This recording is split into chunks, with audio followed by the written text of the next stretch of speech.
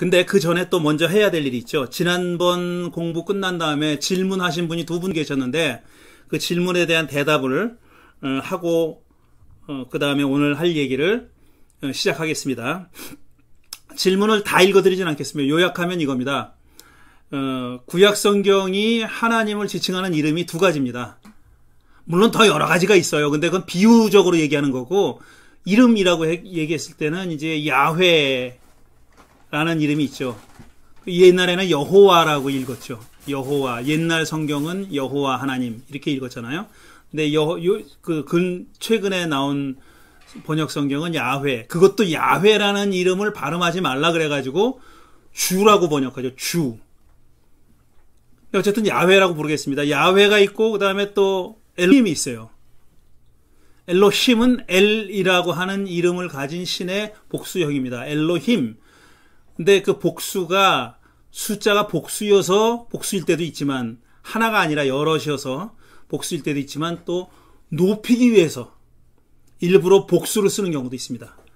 그러니까 구약 성경이 엘로힘이라고 얘기했을 때는 문맥을 잘 봐야 돼요. 그게 높이려는 의도로 엘로힘을 썼는지 아니면은 다양한 신을 가리키는 영어로 얘기하면 이제 소문자 gods, G-O-D-S 소문자 gods를 가리키는 건지는 문맥을 보고 결정해야 되는 건데 어쨌든 엘로힘이 있고 야훼가 있어요. 근데 질문하신 분은 엘로힘과 야훼라는 이름을 각기 어떤 특별한 경우에 어떤 특별한 내용을, 독특한 내용을 담고 사용했느냐. 그러니까 하나님의 어떤 면을 표현할 때는 야훼를 썼고 또 다른 면을 표현할 때는 엘로힘을 썼느냐라는 게 질문이었어요. 근데 그렇지는 않아요. 그건 그렇지는 않고요. 구약성서 특히 이제 모세오경 같은 경우에는 오래전 얘기지만 한 300년 정도 된 얘기지만 그게 여러 갈래의 문서들이 나중에 편집된 거라는 그런 이론이 있었어요. 그걸 소위 문서 가설이라고 얘기하는데 JEDP라는 문서 가설 얘기가 그런 주장이 오랫동안 이제 학계에서 통용됐습니다. 근데 요즘은 그 문서 가설이 그렇게 중요하게 생각하지 않아요. 물론 문서 가설이 가지고 있는 장점은 알고 있어요. 그런 거는 여전히 학자들이 생각하고 있지만 어떤 한 특별한 텍스트가 뭐 어디에 속했느냐, 어떤 문서에 속했느냐 하는 것은 굉장히 요즘 분명하지가 않다는 게 일반적인 학설이고 그렇습니다. 근데 그 다른 문서가 JEDP라는 다른 문서들이 각기 하나님의 이름을 달리 썼어요.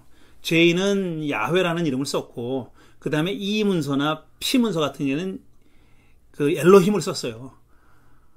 그러니까 야훼라는 이름하고 엘로힘이라는 이름이 어떤 하나님의 특별히 다른 성격, 다른 성품을 표현할 때 구별해서 사용했다고 생각하지는 않습니다. 그건 문서에 따라서 달리 사용됐다고 이해하시면 되겠고, 그게 첫 번째 질문에 대한 대답이고, 두 번째 질문은 뭐였냐면은, 또 요약하면 구약 성경에 온갖 나쁜 얘기들, 그 다음에 지저분한 얘기들, 비도덕적이고 비윤리적인 얘기들이 나오는데, 그런 얘기들이 왜 거기 들어가 있어야 되느냐. 그거 다 없애버렸으면 좋겠다. 그거 없애지 못하느냐. 뭐 이런 말씀을 하셨어요. 그런 질문을 하셨어요. 근데 그건 없애지 못합니다. 왜냐하면은 그렇게 되면은 만약 그렇게 되면은 좋은 얘기도 집어넣어야죠. 우리가 가지고 있는 성경 66권이 다 확정된 이후에도 얼마나 좋은 계시와 영감을 받은 글들이 많은데 그럼 그것도 집어넣어야죠. 그러면 되겠어요? 지난번에 처음에 성경 공부 처음 시작할 때 제가 말씀드린 바가 있는데 성서라는 책, 텍스트, 우리가 가지고 있는 성경이라는 책은 사람의 책이에요. 근데 그것을 하나님의 뜻이 담겨 있는 경전으로 만든 것은 우리 인간입니다. 그러니까 성서를 하나님의 말씀으로 만든 것도 인간이에요. 사람이에요. 이렇게 얘기하면 제가 그때도 말씀드렸는데 저것도 무슨 이상한 소리 한다고 이단이라고 얘기하는 사람이 있을지 모르는데 그게 일어난 일입니다. 어떤 그 종교 회의에서 이제 더 이상 이 66권, 구약 성경 39권, 신약 성경 27권 이외에 다른 것을 경전에 포함시키지 말고 그 안에 들어온 거는 빼지도 말자고 결정한 거예요. 그게 지금 2000년 동안 2000년 가까이 내려오고 있는 거고, 그러니까 그 안에 어떤 내용이 들어있든지 간에 그건 뺄 수도 없고 또 부족한 내용이 있다고 해도 집어넣을 수가 없는 겁니다. 그거는 약속이니까.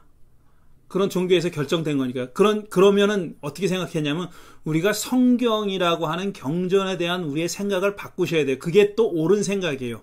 그 질문하신 분의 심정은 이해가 가는데, 간음을 하질 않나, 무슨 성폭행을 하질 않나, 이상한 짓들 많이 하잖아요. 구약 성경에 특히 그런 얘기들이 많이 나오는데, 그런 현대인의 윤리관, 도덕관하고도 가치관하고도 맞지 않는 그런 얘기들은 다 빼버렸으면 좋겠죠. 근데 그걸 빼려고 하지 마시고 그때는 그랬다고 생각하시면 되는 거예요.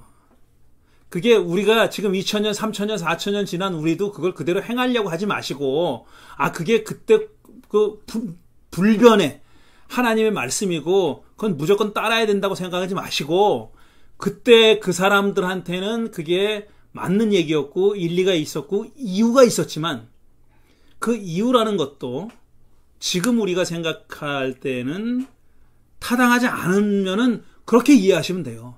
그때는 그랬는데 지금 우리가 따를 필요 없는 거예요. 그대로 우리가 짐승 제사 안 드리잖아요. 그 외에 여러 개 레위기에 나와 있는 어떤 소위 성결법전은 우리가 안 따르잖아요. 그럼 그때는 따랐어요. 근데 지금은 따를 필요가 없게 된 거예요. 왜냐하면 우리가 그걸 이해하게 됐어요. 왜 그렇게 했는지, 왜 그런 계명이 주어졌고 왜 이런 행동을 그들이 했는지 하는 것을 이해하게 됐고, 지금 가치관에 비춰볼 때는 지금 그렇게 할 필요가 없는 거예요. 그러니까 안 하면 되는 거죠. 그리고 그때 왜 그랬냐를 할 필요가 있는 거지, 지금 넣었다 뺐다가 안 되니까.